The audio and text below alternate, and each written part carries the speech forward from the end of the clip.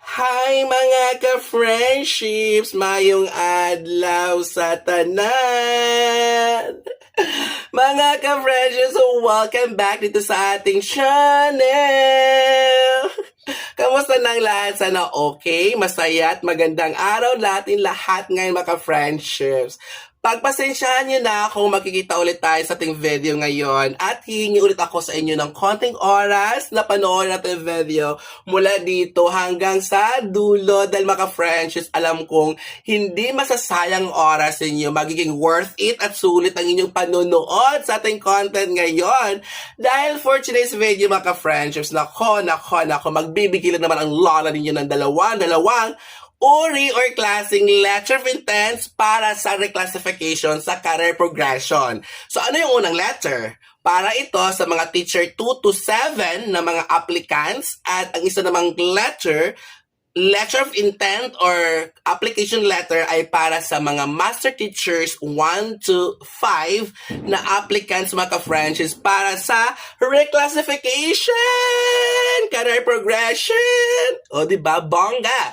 Kaya mga ka-friends, diba ikaw, ako, tayong lahat ay nangangarap na ma-promote.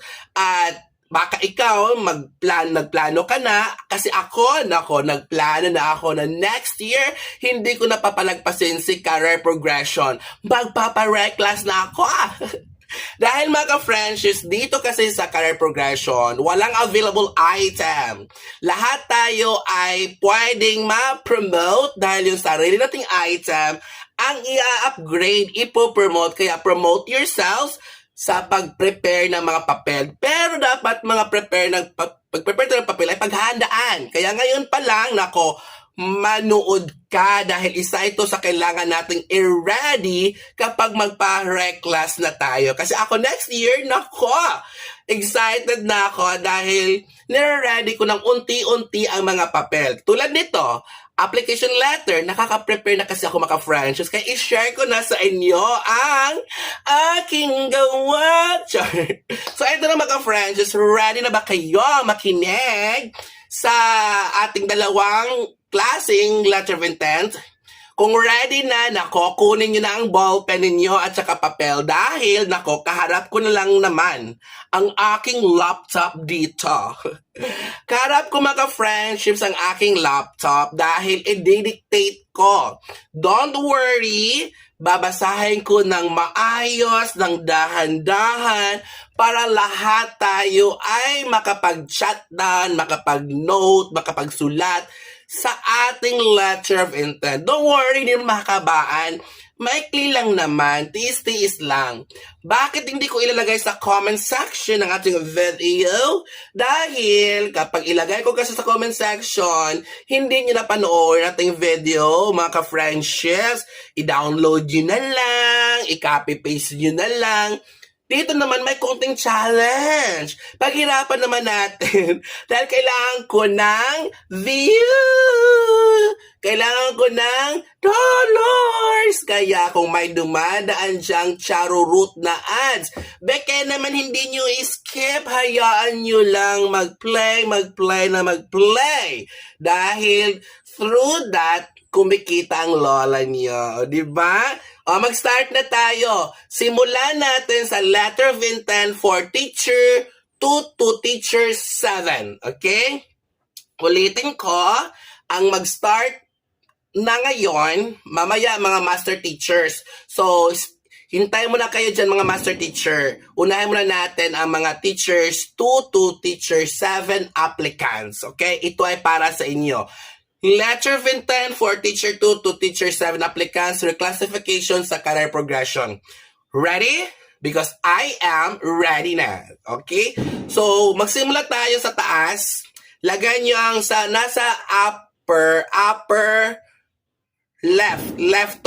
left corner dito, ang your name. Ilagay ang pangalan ninyo. Sunod sa baba ng pangalan nyo ay your position or current position. So, kung teacher 2 ka ngayon, then you're planning to apply teacher 4 or teacher 5 kasi 3 SG na naman ang allowed, di ba? So, yun yung plano ninyo. Pero, ang current muna ang ilalagay sa taas. Sunod ay school name. Kung saan kayong station na assign, yun ang pangalan ng school ilalagay. And then school address, kung saan ang location ng station mo. And then date kung kailan mo ipapasa ang mga papel mo or ito. And the next mga friendship sa baba ay name of SDS or Schools Division Superintendent / Principal. So kung alin man sa kanilang ilalagay mo, ilagay nyo sa baba sa pangalan nila ang kanilang position, SDS o kaya Principal 1, Principal 4, ganun. And then sa baba nun, division o kaya school office. And then sa baba ay subject. Sa subject, ang ilagay natin doon, letter of intent for NCOY, application teacher, kung ano man yung wish mong ma-promote or plano mong magpa-promote for the position, like teacher 2 ka ngayon, if plan mo mag-apply for teacher 4, teacher 3, yun ang ilagay mo sa subject, okay? And then, start na tayo sa letter. So, dear sir or madam, kung sir, lalaki, madam, kung babae. Sa baba ay greetings of peace and dedication. Excla. And the next, I am respectfully submitting my intent to apply for promotion to the position of teacher 4, teacher 5, kayong bahala kung anong position. In line with the next in rank, opportunities for instruction, NCOY, and as announced by the Department of Education, period. Okay, yun ang unang period natin. Okay, next, with several years of service as a public school teacher, I have continuously strived to uphold the standards of the profession through quality instruction, commitment to lifelong learning, and dedication to the holistic development of my learners. Okay? Period. Okay? Pangalawang period yon mga ka-friendships. Sunod mga ka-friendships na paragraph ay pangalawang paragraph na to.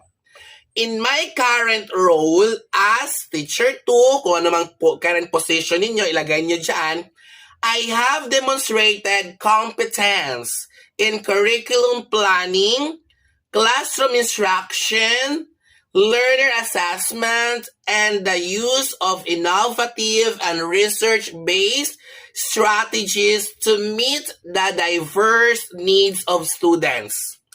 I have also actively engaged in professional development activities, collaborative school initiatives, and research endeavors that contributed to the improvement of teaching practices and learner performance. Period. Okay? Doon nag-end ang pangalawang paragraph.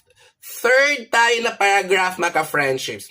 Motivated by my desire to further serve and grow in the teaching profession, I believe that this promotion will provide me with greater opportunities to contribute community, period. I committed to continuously enhancing my skills, reflecting on my practices and aligning my work with the department's mission of providing quality, accessible, relevant, and liberating education for all. Last na mga friendships, yung closing statement natin or concluding statement, ganun. I sincerely hope for your favorable consideration of my application. Thank you very much for your guidance and support. Respectfully yours, your name, your complete name, and the signature sa taas, current position, kung teacher 2, teacher 3, and then school name, sa baba. Okay? So, yun ay ang sample letter of intent for Teacher 2 to Teacher 7 applicants. Kung napapansin niyo sa content, di ba wala pa tayong mga managerial positions, wala pa tayong mga content doon na binabanggit na mentor, kasi hindi ka pa master teacher. Kaya hindi ka pa magme-mentor doon sa kanila. Kaya kailangan ang letter of intent natin ay direct to the point.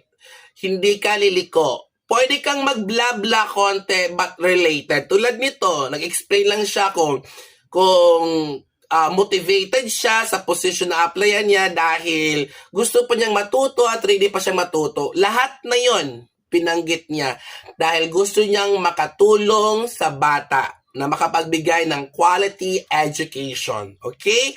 So, yon mga ka-friendships ang letter of intent para sa Teacher 2 to 7 applicants. So, ngayon, welcome